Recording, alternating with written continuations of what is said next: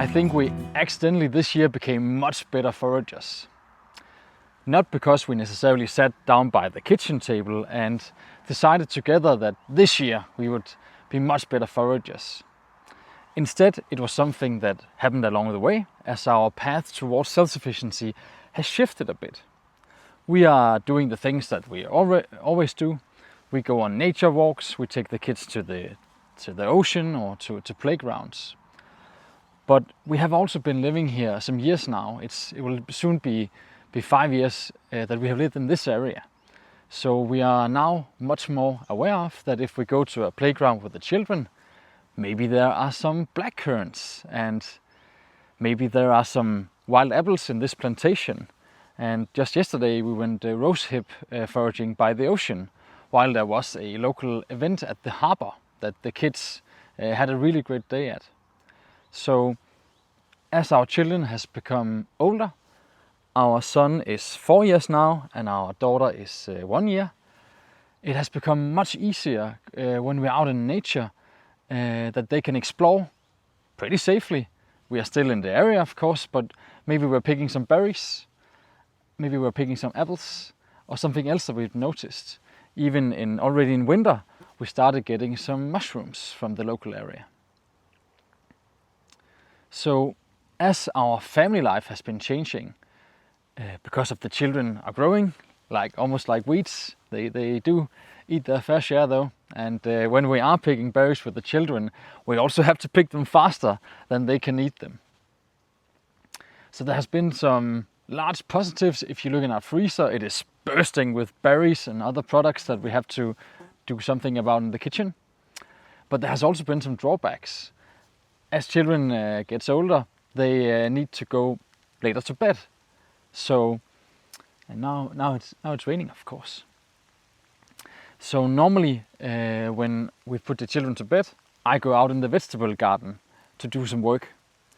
But as that time has waned, I have been ruthlessly prioritizing what I can do in the vegetable garden with the little and shrinking amount of time I have left. I love tomatoes, so I've been prioritizing getting the tomatoes cared for, and then I've gone into the vegetable garden. So some of the, especially some of the more high maintenance crops, like for example cabbage, has been neglected, and you can see that. So the harvest will probably be lower than last year.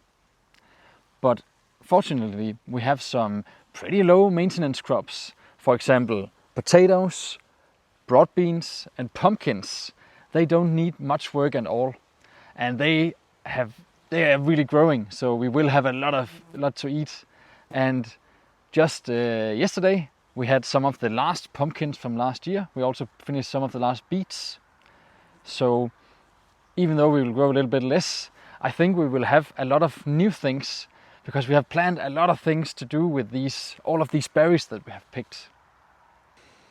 Also a thing to note is that having very small children like we had last year with our daughter being born in May, it doesn't tend to involve a lot of sleep.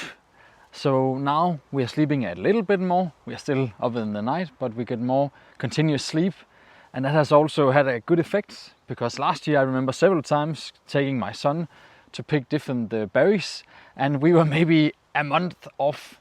And even though we live so much in the seasons, being severely sleep deprived can really knock off your timing getting to pick berries and other things from nature right at the time where they're best. So sleeping more definitely helps.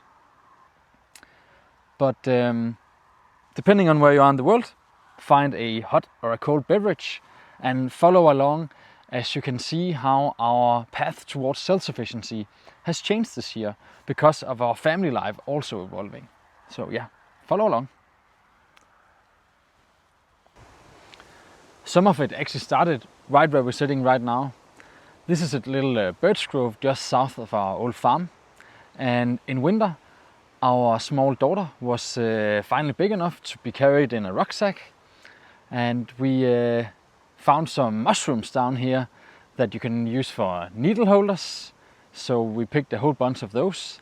Hopefully they can also be used for plant dyeing. Maybe there will come later a video about that. And a little bit later in early spring, we also went down here to collect the birch sap. We have been doing that for several years now. The juice and ice cream we make from that is a particular favorite of our sons.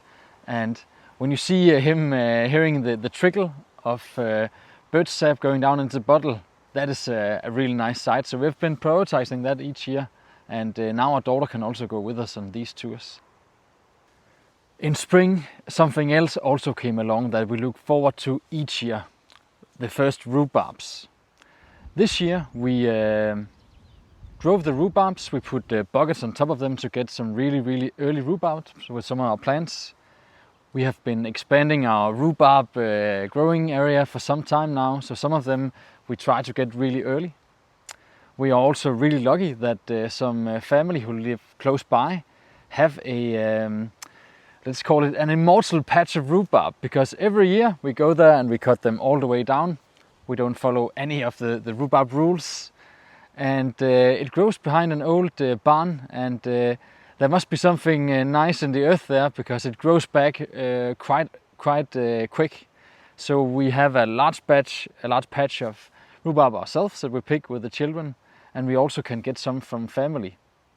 And then we return with rhubarb cakes and rhubarb cordial, and we also have made some kind of candy for the children. So that is a treat both for us and the children. So rhubarb harvest is something we really look forward to each year. There are also some things that we decided we wanted to forage more.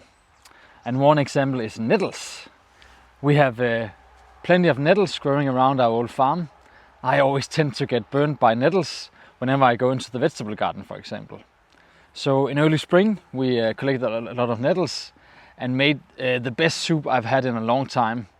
So nettle soup is definitely something that will go on the meal plan more in the next year.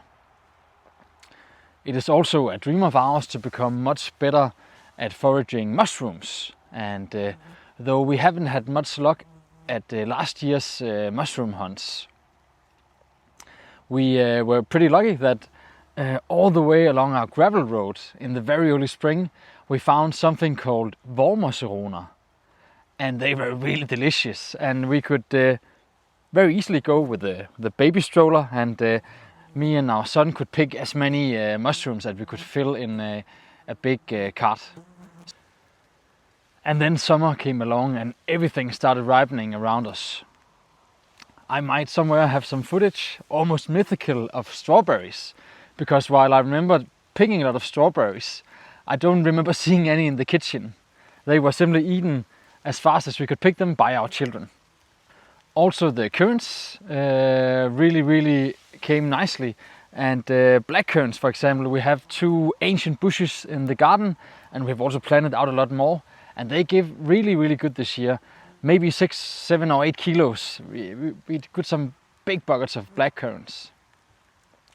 And then we also, on our visits to local playgrounds, a lot of those have been planted with different berry bushes, for example blackcurrant and redcurrant. So while the children were playing, we and also napping, we picked some big barrels there also. So I think with a few visits to different playgrounds, we might have as much as 12 kilo of blackcurrants. So in earlier years, we have, for example, made blackcurrant cordial and ice cream, which are both absolutely delicious. But we have also become a bit more ambitious about what you want to use it for. We also make something called blackcurrant honey, and that is the absolute best. It tastes like sorbet ice cream, but just at room temperature, and you can put it on a bun. It's really good. Also, we want to use a little of the berries to brew some blackcurrant meat, and that will be our first time brewing meat. We have brewed a lot of cider and other champagnes, for example, from Elderflower. But this will be the first time with meat. Also something I think is very overlooked, at least in Denmark, is red currants. We have 2 big bushes in our garden, and we are slowly also propagating more.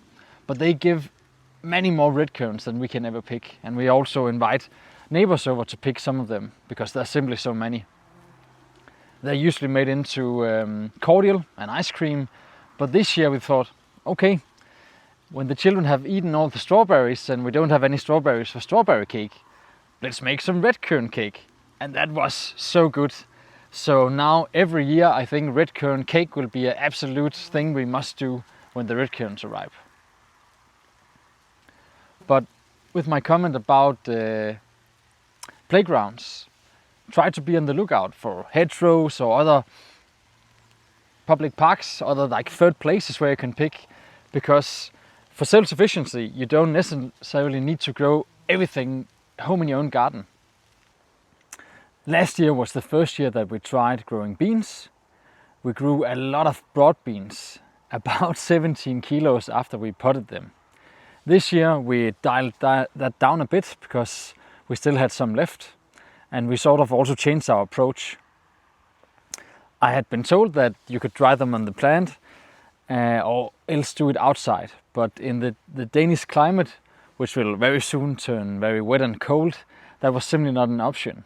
So while we dried a lot, some of them also turned moldy and we had to throw those out. So this year we picked them at roughly the same time. We picked also a lot of them. I think we had around 7 or 8 kilos after potting. But instead of trying to dry them when days were very hot, we simply boiled them for a little bit and then we put them in the freezer.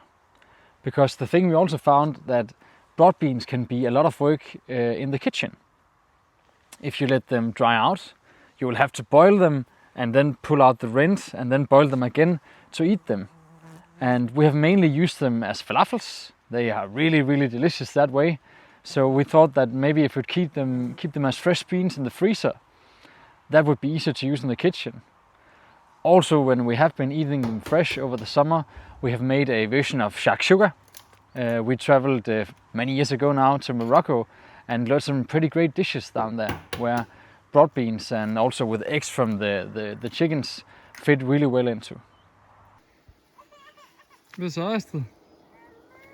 Ja. Morgen er lige ham. Pluk bønner.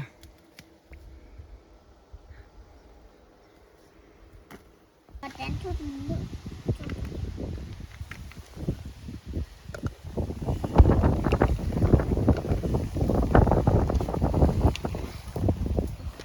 Den fik du ikke åbnet. Det var dig, som skulle åbne.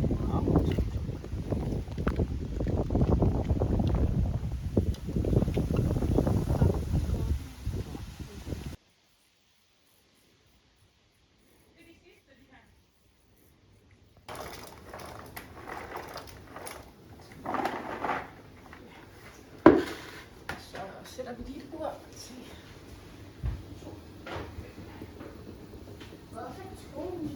Fordi de skal ikke koge mere end 2 minutter.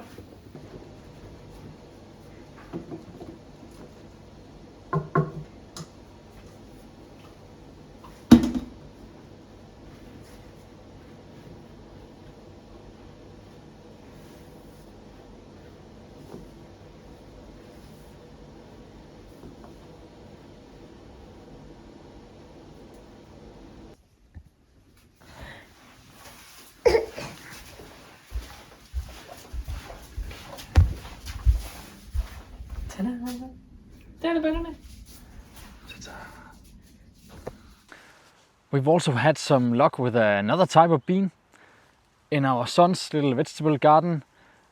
Just for fun, as he had some blue potatoes, we tried planting some blue climbing beans. And though we haven't really eaten those a lot before, we have a lot this year because they really grew a lot, and they were all that have been promised in beans about yields. So simply baking them in oven with olive oil and salt has been really tasty, and also something our children has enjoyed. I don't know if everyone's else children eat that many beans, but our certainly does.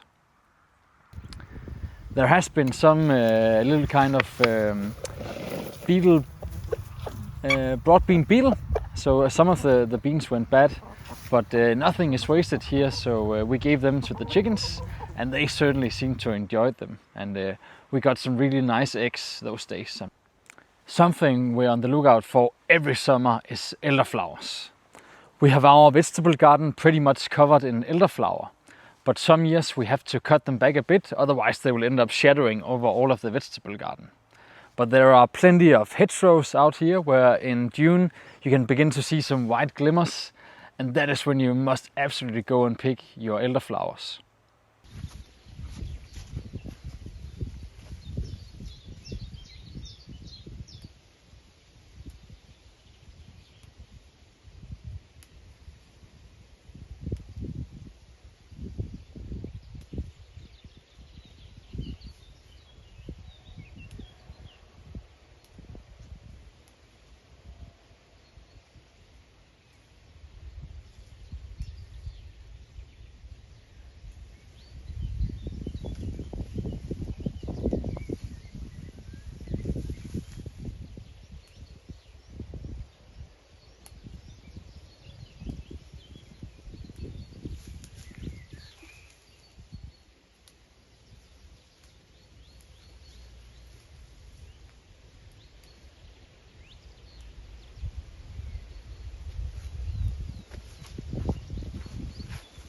We tend to value the flower much higher than the berries, so we focus on those and we make them into really nice elderflower cordial.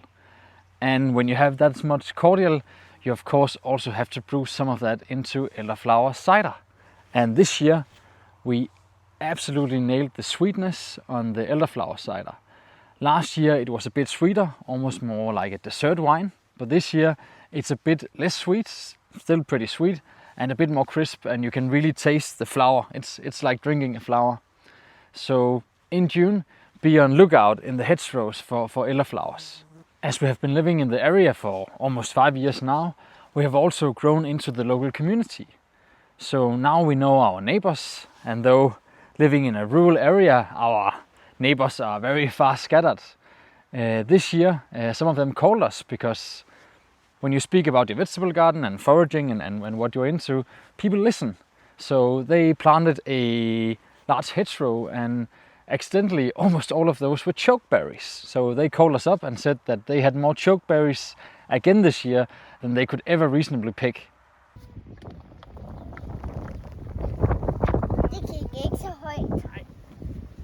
So we went there with our children and they played in the yard. It's a really sweet elderly couple who also love to have some company, so that was a laugh for the children with them.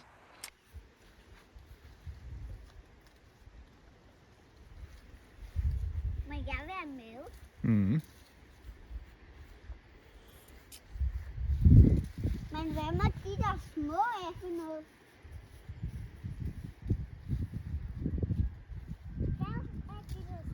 And we picked around 10 kilos of chokeberry.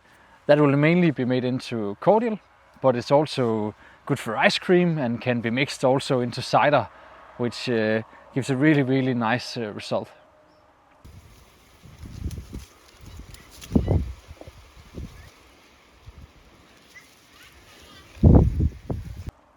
So that's also a thing that I've been thinking about, that when you're into self-sufficiency, you don't need to have everything in your own garden.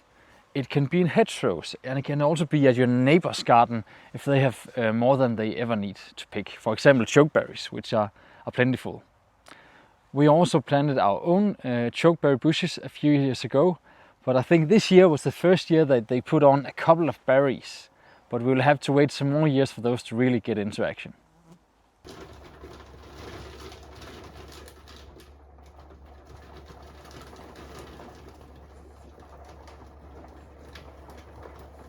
Living close to the ocean, we often go there with our kids to be in nature and to be together.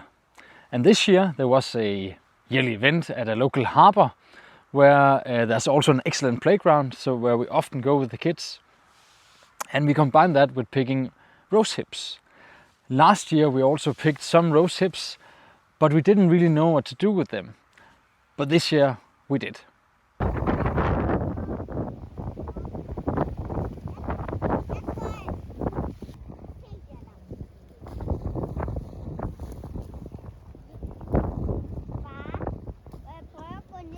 So after some work in the kitchen, we turned the rosehips into preserves with herbs and oil, and it's absolutely delicious. The taste sort of reminds me of a sun-dried tomato, a little bit sweeter, and also with the oil and herbs of your choosing. We tend to like garlic, so we added lots of that. And again, something I frequently come back to is that we have made a product that we can eat with the family that we can't buy anywhere. We can't buy that particular sort of good, and we can't buy that quality anywhere, even if we'd like to use the money on that. So next year we will definitely do more rosehips. I've also been told that you can lightly boil the rosehips and then sort of press them. We have a French sieve for making fresh juices, and I think if we have time for that, we will also do it this year. And then there are some of the harvests to come. By the ocean, we have plenty of sea buckthorn here, and we really like to make marmalade of that. And soon the apples will be in season, and that is probably one of my favorite harvests. We tend to come together with friends and family and work together. It's easy when you are 5 or 6 adults and some children playing around the apple yard. You can really make a lot of apple juice that way, and there are so many things that the apple juice can turn into.